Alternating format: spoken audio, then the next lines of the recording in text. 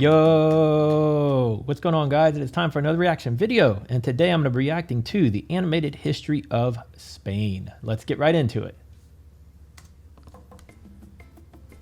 Spain, a land marred by the scars of its past, a land almost synonymous with empire, having been under the yoke of so many foreign rulers that even they began to lose count, a land whose very own empire would stand the test of time and dramatically change the course of Mesoamerican history, and yet somehow managed to avoid 2 world wars. All this and more in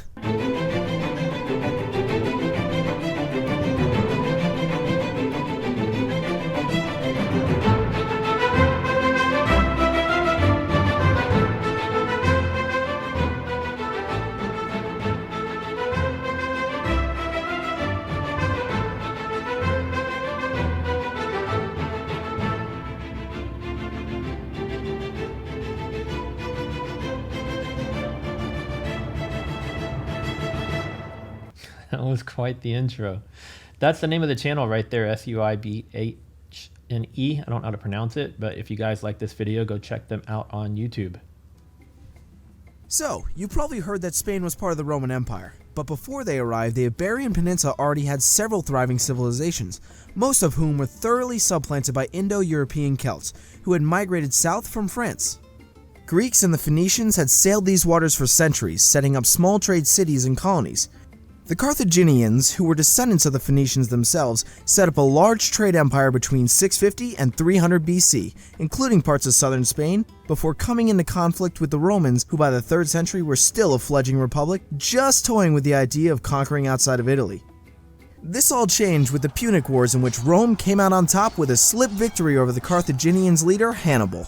The people of Roman Spain became thoroughly Romanized, a process accelerated by immigration from other parts of the empire. Roman law, religion, and the language became thoroughly entrenched into society and culture. Because, when in Rome, I guess. Hispania fell to various Germanic and nomadic invaders in the 5th century, competing for land and dominance.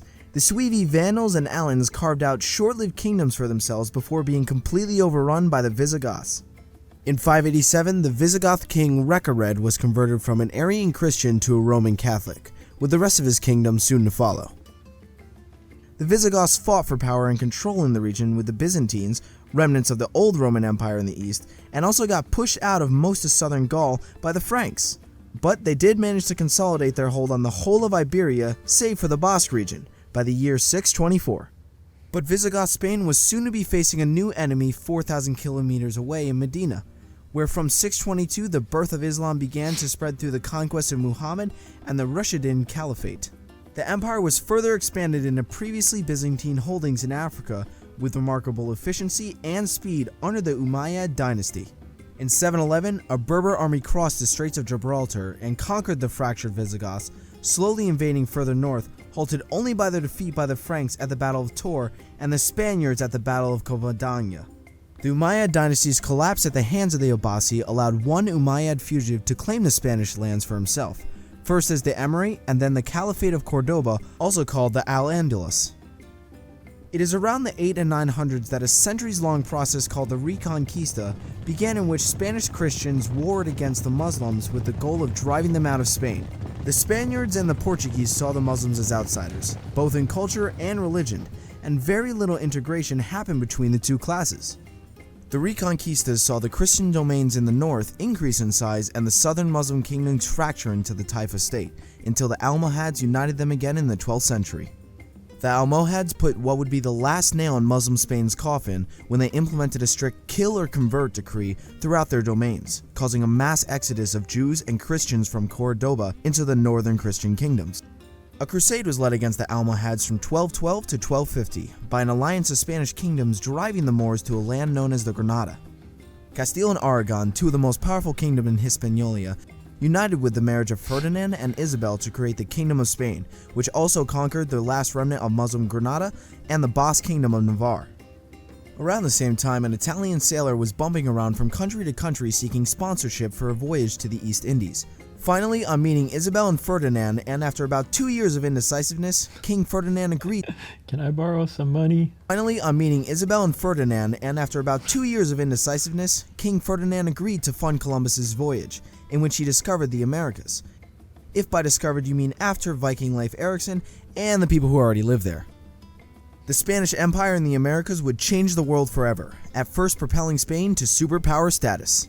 But as soon would become evident, the discovery of new lands and the building of an empire wasn't enough to occupy the mind. Quick question for anybody watching.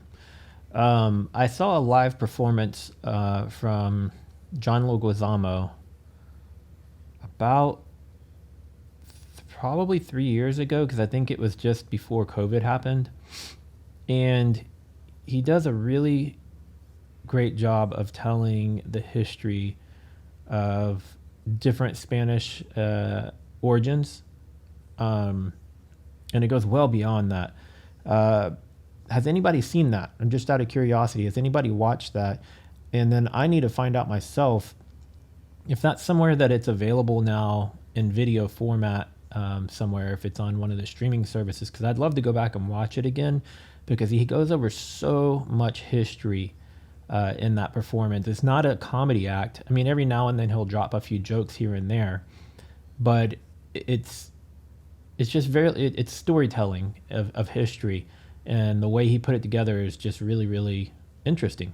So just curious if anybody's seen that, and it made me think of that when I saw this part right here where he started talking about how the Spaniards made it their way to Central and South America. Minds of the Spanish crown, and so turned their attention to religious hegemony. First decreeing the expulsion of Jews and soon followed by the Muslims, the so-called convert or expel laws in Spain laid the foundations of the Spanish Inquisition. Because nobody expects the Spanish Inquisition. This period of Spanish history is notoriously bloody, even by European standards. The Habsburgs had cemented their claim on Spain as soon as they could by marrying into the Spanish family. The Habsburgs ruled over large swaths of Europe in a concerted and somewhat neurotic attempt to keep inheritance within the family, and they were notorious for their high degree of inbreeding. Habsburg Spain was also a political failure, drowning in inflation from an influx of American raw materials. Constant warfare and piracy took its toll on the empire, which lost its early lead for dominance in Europe to France, Britain, and Russia. The Habsburgs lost their hold on Spain after the War of Spanish Succession, in which a French house, the House of Bourbon, took over the Spanish crown. During the Napoleonic Wars in the 19th century, the Spanish army found themselves ill-prepared, as they had funneled their entire war treasury into preparation for a naval engagement with Britain, its main economic rival. The Spanish army was so soundly defeated by Napoleon that in the end they amounted to nothing more than unorganized skirmishes and guerrilla warfare. Napoleon briefly had his brother crowned King of Spain, but with his defeat in 1813 the monarchy was restored, with rejection of the first Spanish constitution. This led to a turbulent time in Spain, with revolutions and counter-revolutions for the next half-century. In 1873 the monarchy was abolished and the First Spanish Republic founded, the Italian king they borrowed famously abdicating while declaring the Spanish ungovernable. But with the Spanish-American War and the Cuban 10 Years' War, Spain became a shell of the empire it once was, losing all its holdings in America and the Philippines. With the outbreak of World War I, Spain declared neutrality and experienced an economic boom, stifled only by the Spanish flu and insurrections in Morocco. The instability and lack of centralized control would eventually lead to the Spanish Civil War, between competing factions of nationalists and Republicans who split the nation in two. The Civil War is a long and grueling topic that has such complex motives and ideologies, not unlike those happening in the rest of Europe in the 1900s. So complex in fact that it deserves its own video, which is why you should go to my friend over at Feature History who has made just that. Francisco Franco and his dictatorship, which presided over the Second World War, created what we now call nationalist Spain, an ideology not unlike fascist Italy and Nazi Germany, conceding however the official neutrality of Spain during the war. With his death in 1975, he decreed the restoration of the monarchy with full autocratic powers, but was marred in King Juan Carlos's decision to seek a constitutional monarchy for the kingdom. Spain joined the European Union in 1986, which helped stabilize the economy and industry in the new government. The boom in tourism and economic growth in Spain were unprecedented at one point, becoming Europe's fourth largest economy. This came to a grinding halt with the 2008 global recession, which saw a property bubble burst in Spain in particular, creating a devastating long-term economic hardship. That was pretty much everywhere. I think that property bubble burst originated here in the U.S.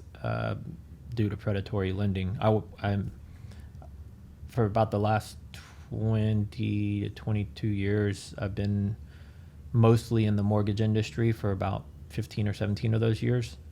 And that was very disruptive to our industry at that time. But the economy to like everything. So I'm sure it kind of bled over from here to there, or it just could be a coincidence, but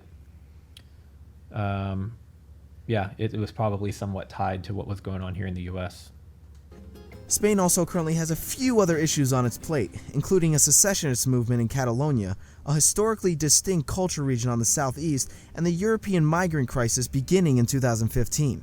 But modern Spain is still a haven of tourism, with millions visiting each year, as well as an important political entity in Western Europe, working hard for industrial growth and slowly healing the wounds of its recent history.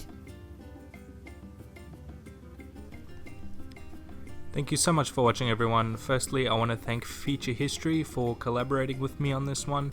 We've had our channels grow side by side since the very beginning, and he covers topics way better than the kind of short summaries that I do. And All right, if you guys enjoyed that video, please give it a thumbs up. Be sure to go check out the channel here. Again, I don't know how to pronounce it, but this is it, Suibhne. Actually, I need to subscribe myself.